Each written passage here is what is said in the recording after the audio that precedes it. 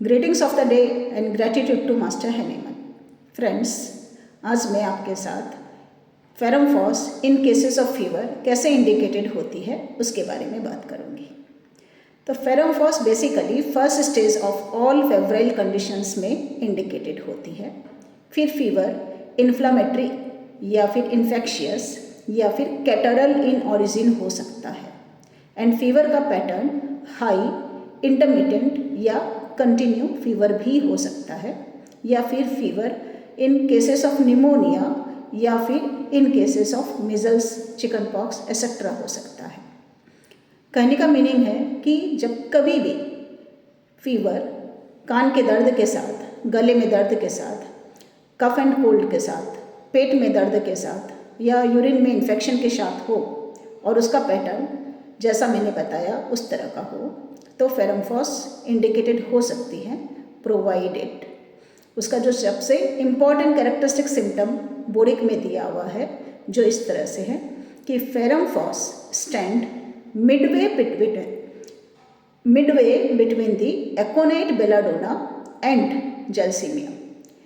That means ferrum phos न ही एकोनाइट और बेलाडोना की तरह वायलेंट होती है और न ही जेल्सीमियम की तरह स्लगिश होती है।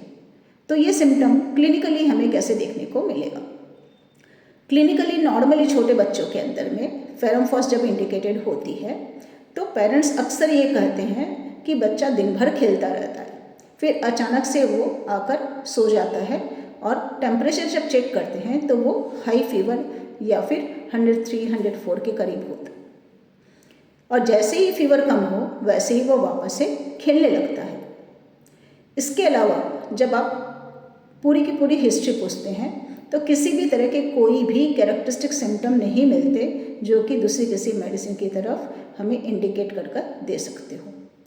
इस तरह के केसेस में फेरमफॉस 30 नॉर्मली दिन में 4 बार अगर इस्तेमाल की जाए तो रिज़ल्ट कुछ इस तरह से मिलता है।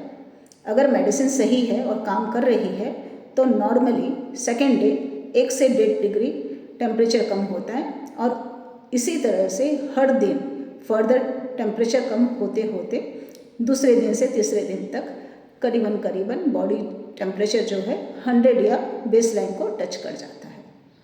तो this is the indication of ferrum phos in case of fever. Thank you.